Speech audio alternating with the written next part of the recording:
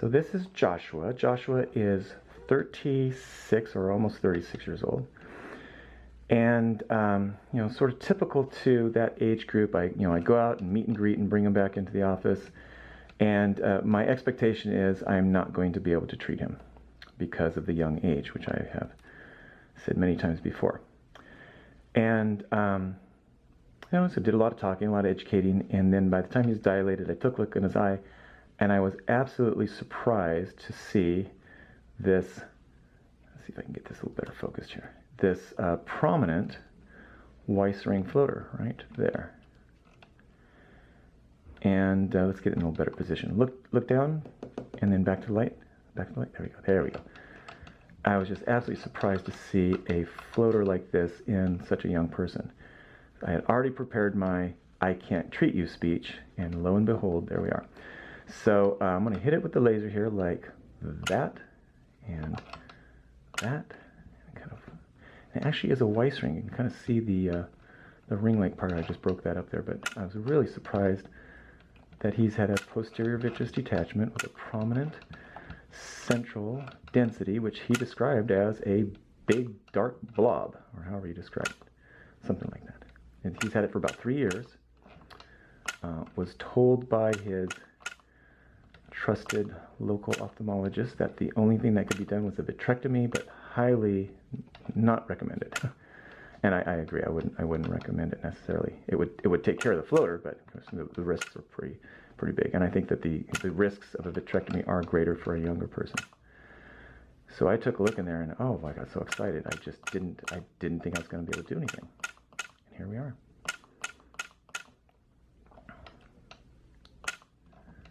He's had LASIK.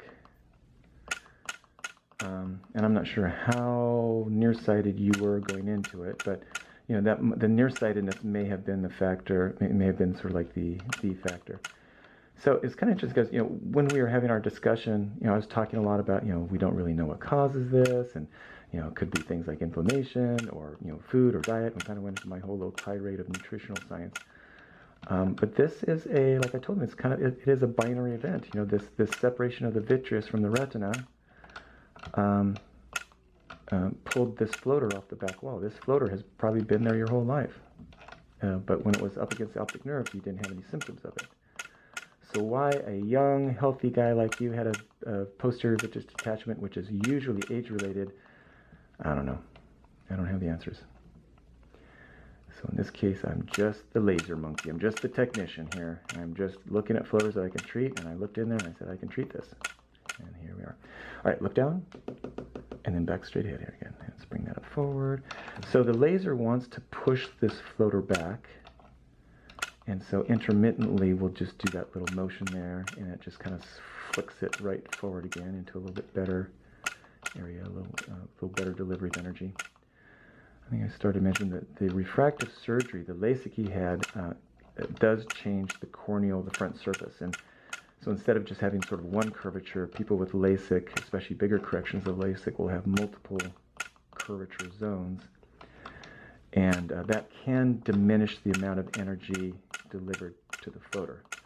It doesn't increase the risk to the patient, it just decreases the energy level. And the bottom line with that is sometimes it just makes me, I just have to work a little harder. The energy has to be more optimized, the way I hold the lens has to be a little bit more perfect, and the lighting has to be right. And you just have to be more patient. Okay, look down, and straight ahead. And the closer I can get this lens to me, the better the energy. So that's why we do that little flick of a movement.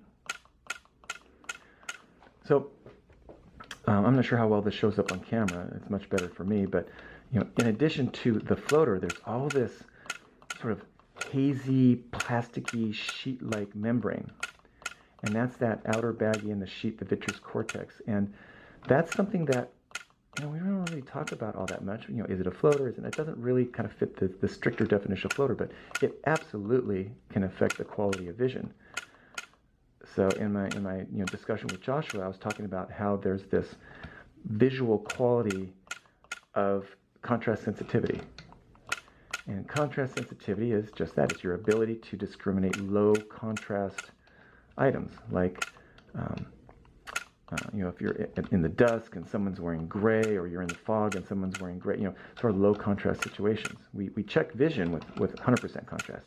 100% black letters against 100% white background. That's how we check vision. That's 100% contrast. But the reality is, the world is much more complex than that, and a lot grayer. A lot more gray zones in life. And so this plasticky, these folded over redundant sheets of plasticky stuff, which are hazy. I mean, these are definitely hazy membranes. More common, I think, in people who are very nearsighted. These hazy membranes can absolutely affect the quality of vision.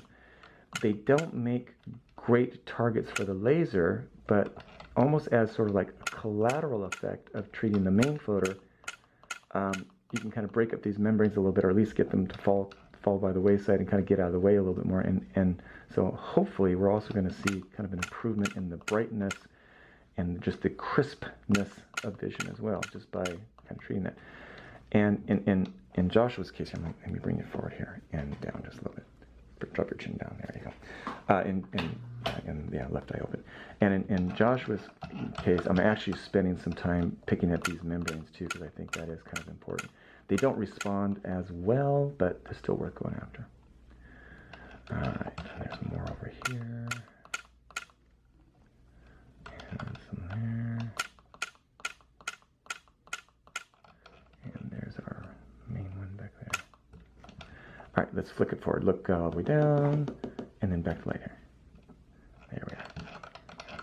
So it is getting smaller. We can see that getting smaller, getting good energy there, and there, and there.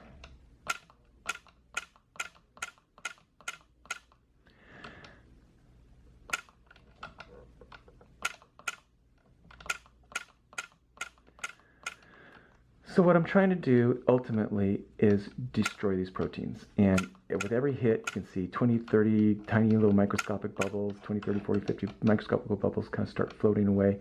That is the destroyed protein being converted to gas bubbles. That's what we're trying to do. And these sort of denser Weiss ring variants, Weiss ring floaters, are more efficiently vaporized. But what I've already warned Joshua is that when his eye recovers from this, tonight or as soon as tomorrow, there will be some lots of little peppery little fragments that kind of got away from me, because sometimes as I hit this, little fragments will shoot off there and I might not see them or follow them, and those will sort of be languishing around, and so he'll probably come back maybe next week or sometime soon, and we'll get in there and diligently chase down all the little bits and pieces and fragments. But I think there's going to be even with just this first treatment, there's going to be a marked improvement. At least the big one will be gone. There'll be a few little distracting little bits and pieces left behind. One of the things that some patients will say is like, well, I talked to my doctor I asked them about laser, and they said, well, wouldn't you rather just have one floater rather than a bunch of floaters? And I think that sort of betrays a lack of knowledge about how the optics work. So if you have small enough fragments, you actually may not see them at all, because you actually don't see the floaters, you see the shadows. You see the shadows cast onto the retina, and if the floaters are small enough, if the fragments are small enough, the trailing shadow may not reach the retina. So even with some small debris and flotsam and jetsam, it won't be nearly as symptomatic as the really big floater that he had. So, but I do have a little bit of a floater obsessive nature, and I really do try to get as much as I possibly can in any one setting. All right, look down again, back to light here, and I'm not really seeing much of that original. Oh, there's some pieces here.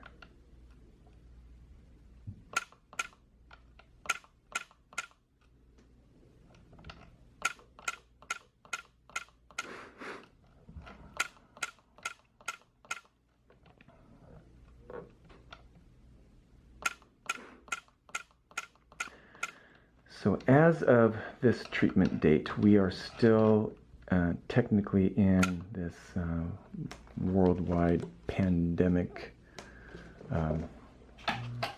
quarantine period of time, and so we are having, look straight ahead, we are having this sort of discussion of like, what what is an essential business? What is considered an essential business? And you have public health officials and government, and it kind of just seems sort of arbitrary.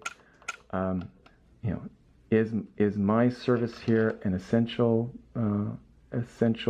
activity? I don't know. Could Joshua and any other patient I've been seeing, could they wait? Yeah, could. This is not like an infection or a gangrene or an appendix about to rupture where you absolutely have to do something. So, conceivably this could be delayed. But I don't know. I mean, you talk about the quality of vision. It's kind of essential, seeing well. There's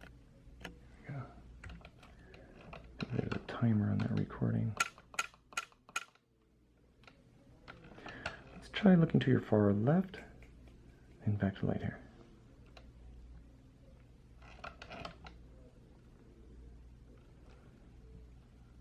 Mm-hmm.